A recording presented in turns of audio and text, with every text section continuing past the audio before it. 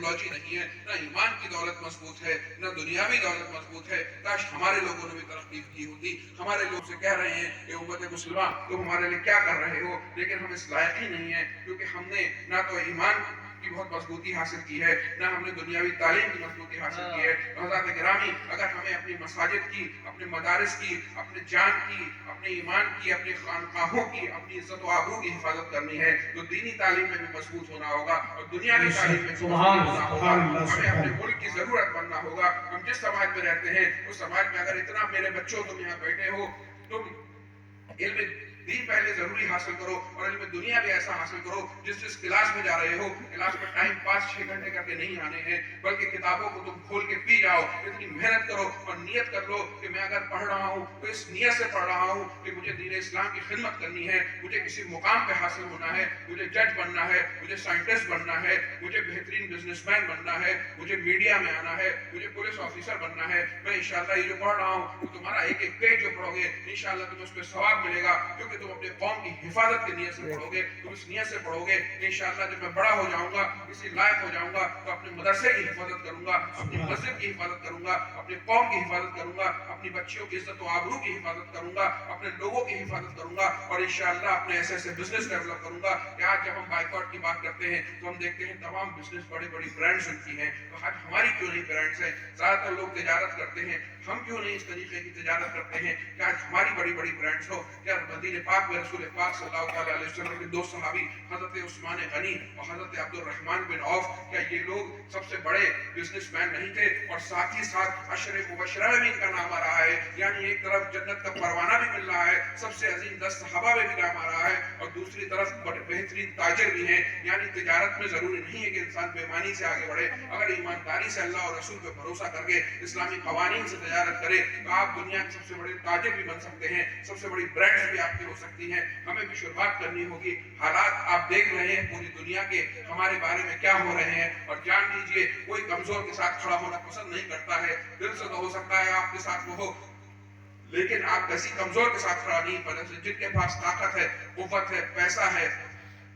उनके साथ लोग खड़े हैं। मजलूमों को दबाया जा रहा है, मजलूमों पर जुल्म के पहाड़ तोड़ दिए गए हैं, लेकिन लोगों की हिम्मत नहीं है कि उनके साथ खड़े हो सके। तो हमें खुद को मजबूत बनाना होगा, हमें कुरान की तालीमात को, सीरत की तालीमात को अपने दिल में बैठाना होगा, उसके बाद इस दुनिया को भी हासिल करना होगा, क्योंकि हमें सिखाया गया है कि रब्बना आतिना फिद दुनिया हसनतन व फिल आखिरति हसनतन व क़िना अज़ाबन नार। और हमारे शजरे में हम पढ़ते हैं कि दीन और दुनिया की हमें बरकत दे, बरकत से इश्क हमदे इश्क की इश्क इंतिबा के वास्ते तो हमें दीन की बरकतें भी हासिल करनी है, हमें दुनिया की भी बरकतें हासिल करनी है। हम दीन को जब तक इस्टेब्लिश नहीं कर सकते, दीन की हिफाजत नहीं कर सकते, हम अपने मसाजिद और मदारिस की हिफाजत नहीं कर सकते। आज हमें अपने लोगों के लिए मस्जिदों में दुआएं मांगने, उनका जिक्र करने में भी हमारी पाबंदी है, तो हम उस पर घबरा जाते हैं, क्योंकि आज हम चीज़ों में आगे नहीं है। हमें इंशाअल्लाह खूब इल्म दीन भी हासिल करना है, इल्म दुनिया भी हासिल करनी है। मेरे भाइयों, हर खानदान में एक बेहतरीन आलिम पैदा करिए, एक आलिमा पैदा करिए। आपके बच्चों में जब आलिम और आलिमा पैदा होंगे तो अपने पूरे पूरे खानदान की, अपने कजन्स की, अपने भाई बहनों के दीन की सलामती के लिए कोशिश करेंगे। तो आपको अपने अपने खानदान में एक एक आलिम इंशाअल्लाह पैदा करना है। अगर खुद अपने बच्चे आपके इस उम्र में नहीं है तो आप कम से कम अपने किसी रिश्तेदार को आगे बढ़ा सकते हैं, उसकी पुष्पनाई कर सकते हैं। अपने घरों के माहौल को दीनी बनाना है। एक बच्चे को सिर्फ हाफिज बनाने से काम नहीं चलेगा, पूरे माहौल को हमें दीनी बनाना है। उसके लिए हमें कुर्बानियां देनी होंगी, हमें हराम चीजों से बचना होगा। अल्लाह और रसूल की रजा हासिल करने के लिए अपने घर में पर्दे का माहौल लाना होगा, अपने घर में नमाजों का माहौल लाना होगा, रोजों का माहौल लाना होगा। आज मैं देखता हूँ रमजान आते हैं और हमारे न जाने कैसे 80 साल के बूढ़े और 12 साल के बच्चों को मैं रोजा रखते हुए देखता हूँ, और कभी कभी देखता हूँ कि 25 और 26 और 27 साल के कड़ियल जवान जो है उनके मुंहों से पीपे टपक रही होती है। कितनी शर्म की बात है कि लोग रोजे नहीं रख रहे हैं और लोग जो है नमाजें नहीं पढ़ रहे हैं। सबसे पहले अहमुल फराइज है, हम उसे अदा नहीं कर रहे हैं, तो उसके बाद हम समझ रहे हैं कि हम बहुत बड़े आशिक गौसे आजम हैं, आशिक रसूल आजम हैं, आशिक ख्वाजा साहब हैं, आशिक साबिर पिया और वारिस पिया हैं। ये बुजुर्गान दीन वो हैं जिन्होंने अपनी फर्ज इबादत से और फिर नफिल इबादत से अल्लाह रब्बुल इज्जत ऐसा राजी किया कि अल्लाह के महबूब बन गए और इनकी पूरी जिंदगी इस्लाम को बचाने में लगी। तो अगर आज हम इनका नाम लेते हैं तो हमें इनके बताए हुए अहकामात पे अमल भी करना होगा। एक बेनज़ाम नमाजी जो है वो असली साबरी नहीं हो सकता, असली वारसी नहीं हो सकता, असली कादरी नहीं हो सकता, असली रज़वी नहीं हो सकता, असली मुसलमान नहीं हो सकता। तो हमें अपने आप को शरीयत पे अमल करना होगा। हो सकता है بھائیوں کو میری باتیں کچھ کڑوی لگیں، لیکن حقیقت میں ہمیں اصلی بات کو بتانا بہت ضروری ہوتا ہے، اصلی بات بتانا بہت ضروری ہوتا ہے۔ اس وقت ہماری قوم میں حال چل رہا ہے، میرے بھائیوں اپنے آپ کو مضبوط کرو، اپنے بچوں کو، اپنے گھروں کو مضبوط کرو، اپنے دین کو مضبوط کرو، اور انشاءاللہ اللہ رب العزت کی مدد آئے گی، اور انشاءاللہ یہ قوم کا کبھی کوئی بال بھی پیکا نہیں کر پائے گا اگر ہم رسول پاک صلی اللہ علیہ وسلم سے اپنی غلامی کے رشتے کو مضبوطی سے قائم رکھیں گے۔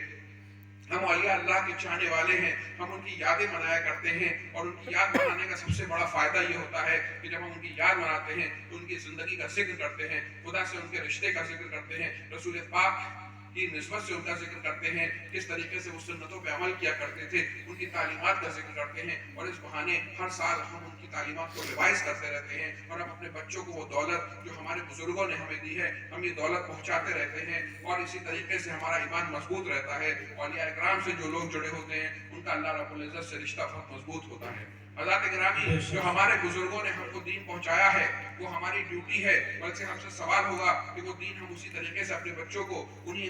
صحیح عقیدوں کے ساتھ پہنچائیں۔ پہلے ہمارے اور آپ کے بچپن میں دنیا جو ہے وہ اتنی کمپلیکیٹڈ نہیں تھی، ہم جو ہے ادھر ادھر ہمارا ذہن نہیں جاتا تھا۔ اب ہمارا بچہ 7 سال کا ہوتا ہے تو وہ جو ہے ٹویٹر پہ بھی آ جاتا ہے، انسٹاگرام پہ بھی، اور فیس بک پہ بھی آ جاتا ہے، واٹس ایپ پہ بھی آ جاتا ہے، اور دنیا کی ساری شیطانیاں اس کو آ جاتی ہیں۔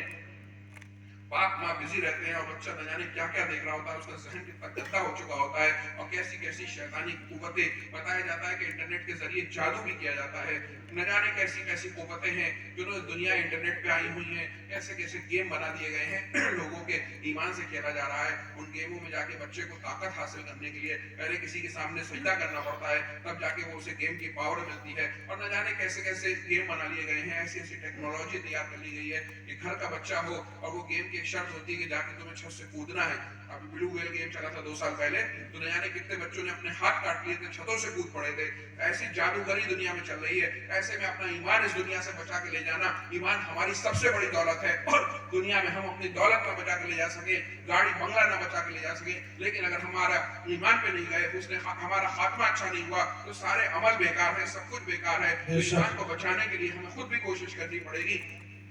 اپنے گھر والوں کو بھی کوشش کرنی پڑے گی، اس کے لیے ہم قرآن و حدیث کی تعلیمات سے جڑ جائیں، ہم اپنے گھر کا ماحول دینی کریں، تبھی جا کے ہم اپنے ایمان کی اس دولت کو، یہ جو سب سے عظیم دولت ہے میرے بھائی، یہ ایمان کی ایسی دولت ہے، اس کے لیے صحابہ اکرام نے کتنی قربانیاں دی ہیں، اولیاء اکرام نے کتنی قربانیاں دی ہیں، کتنے رسول پاک صلی اللہ تعالیٰ علیہ وسلم نے کیسے کیسے جو ہے طائف کے بازار میں پتھر کھائے ہیں، نہ جانے کتنے صحابہ اکرام نے اپنی جانوں کی شہادتیں پیش کر دی ہیں۔ آج ہم دیکھتے ہیں کہ بہت سے لوگ صحابہ اکرام کے گستاخی کرنے لگے ہیں، یہ کیسے ہو سکتا ہے؟ کیسے مولا علی، مولا کائنات راضی ہوں گے اگر وہ دیکھیں گے کہ ان کے ساتھیوں کی گستاخیاں کی جا رہی ہیں؟ حضرات گرامی، صحابہ اکرام بھی ہمارے لیے بہت اہم ہے، اہل بیت بھی بہت اہم ہے، نہ اہل بیت کی گستاخی برداشت کی جائے گی، نہ صحابہ اکرام کی گستاخی برداشت کی جائے گی۔ اب سے چند سالوں پہلے تک کوئی بھی کسی بھی صحابی گستاخی نہیں کرتا تھا، یہ نیا ماڈرن دور آ گیا ہے، باقاعدہ سازشیں کی گئی ہیں کہ صحابہ کی گستاخی کی جائے۔ صحابہ جو ہیں اسلام کی فصیلوں کی وہ اینٹیں ہیں کہ اگر ان میں سے ایک اینٹ کو بھی کمزور کیا گیا